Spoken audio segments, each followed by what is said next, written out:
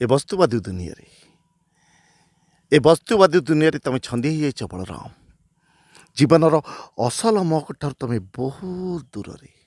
ए sir LED light plastic फूल काठू AC room जाए सबुठी सबुठी 12 मासी शीत ऋतुर अनुभव।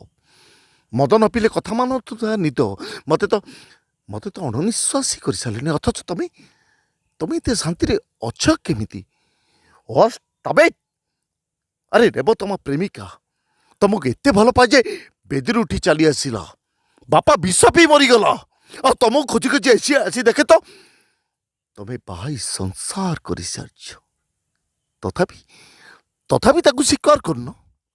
नमस्कार 1-to-1 कार्यक्रम को स्वागत करुँ सानू।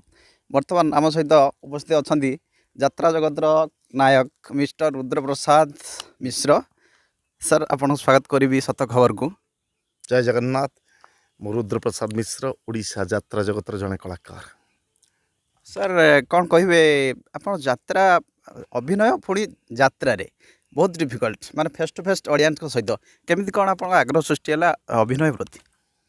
हाँ अभिनय प्रति आग्रह आगुरी सृष्टि नाला से कहानी मु बोधे बहुत थर कही से आउ थे ये कह बैट्रे ठीक हेनी तथे मुझे गोटे कथा कहीदिए यात्रा मोर के इच्छा नाला कि मु यात्रा पागल हो गली ये गोटे शब्द बहुत हम।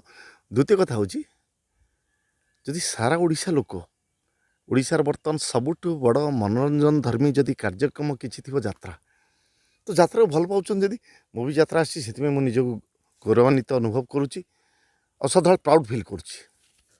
अच्छा देखुं सीरियल हो बा एल्बम हो अभिनय जी माने सहज बा बंद कोठरे एल्बम हो बा सीरियल कर दिया जाई पारिबो किंतु यात्रा रे आपन अभिनय केते चैलेंज हजार हजार ऑडियंस का सामना रे समस्त भाई सब कष्ट। जने विराट बड़ कंपनी रो मालिक हो कि विराट बड़ कंपनी रो गोटे कर्मचारी हो कर्मचारी जति कष्ट मालिक भी सेति कष्ट। तो मो कहवा अर्थ हूँ फिल्म जगत सीरियल जगत से माने भी बंद कमरे कर एडिटिंग होते पारे कट होते पारे किंतु कष्ट से माने गोटे चारि छक भितर रही था आमको खोला दुनिया दिया तो समस्त निजस्व गोटे अभिनय अभिनय गोटे कला थाए से कलार जी पागल होती सब फर्माट सब मंच भल लगे। अच्छा अभिनय रे आपन फैमिली के अछंती ना आपन केमती कोन प्रेरित हेले? मो फैमिली रे किए नांती मो गाँव रे किए नांती मो ब्लॉक रे किए नांती मो जिले रे भी बोधे किए नांती एबे जणे दी जण आसी चंती अभिनय रे।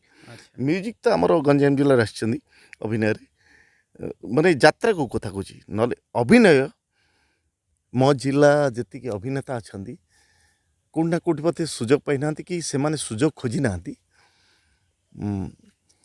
अभिनेता अच्छा आसवे। तो रुद्र भाई गॉड फादर किए जहाँ देखी इन्स्पायर होती अभिनय प्रति? रमेश महाराणा मो गुरु रमेश महाराणा तांको निर्देशना देखी मु पागल हो जाइए।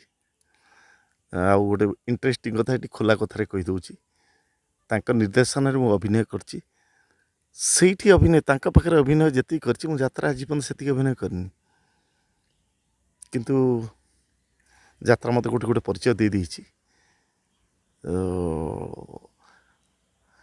तो कौन कह से अभिनय स्वतंत्र गोटे से आउरी मो गुरुंकर आउरी शिष्य आसछन गोटे बर्तमान जड़े बिजनेस गोटे सीरियल कर बिलोचन जड़े top most writer all India basic रे सी सब बहुत बड़ बड़ जगह अच्छा गोटे छोटिया जगह यात्रा केवल रहीगली।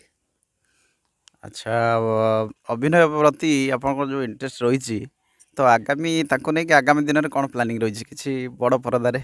नहीं जो पर्दा हो मंच हो थिएटर हो सीरियल हो अभिनय ही करी केवल अभिनय रे पागल अभिनय ही करी। जो अभिनीत प्रथम नाटक मोर बाघाजतीन प्रथम नाटक संजय सलिता किंतु से ही नाटक रे जन गोटे अभिनय करती सरीनी सपन पाइला राति जो मत परिचित है दुईटा नाटक पूरा माइलेज देथिला नहीं माइलेज देछि मते तुलस आमर तारिणी गणनाट्य दीटपा लुह से मो माइलेज पाइली तापर कोणार्क गणनाट्य आसली कैंची काकुड़ी ललिता पिता सब किसी परिचित हेली। चाहिए दर्शक मान गोटे डायलॉग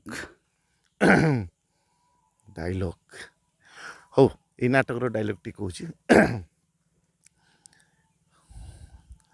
ଏ ବସ୍ତୁବାଦୀ ଦୁନିଆରେ ତମେ ଛନ୍ଦି ହେଇଯାଇଛ ବଳରାମ। ଜୀବନର ଅସଲ ମହକଠାରୁ ତମେ ବହୁତ ଦୂରରେ। ଏ ସହରର ଏଲ୍ଇଡି ଲାଇଟ୍, ପ୍ଲାଷ୍ଟିକ ଫୁଲ, କାଠୁ ଏସି ରୁମ୍ ଯାଏ ସବୁଠି 12 ମାସି ଶୀତ ଋତୁର ଅନୁଭବ। ମଦ ନ ପିଇଲେ କଥା ମାନୁଥିବା ନିଦ ମୋତେ ତ ଅଣନିଶ୍ୱାସୀ କରିସାରିଲେଣି। ଅଥଚ ତମେ ଏତେ ଶାନ୍ତିରେ ଅଛ କେମିତି? ତମେ ଆରେ ରେବ ତମ ପ୍ରେମିକା ତମକୁ ଏତେ ଭଲ ପାଏ ଯେ ବେଦିରୁ ଉଠି ଚାଲି ଆସିଲା। ବାପା ବିଷ ପିଇ ମରିଗଲା। ଆଉ ତମକୁ ଖୋଜି ଖୋଜି ଆସି ଦେଖେ ତ ତମେ ବାହା ହେଇ ସଂସାର କରିସାରିଛ। ତଥାପି ତାକୁ ସ୍ୱୀକାର କରୁନ।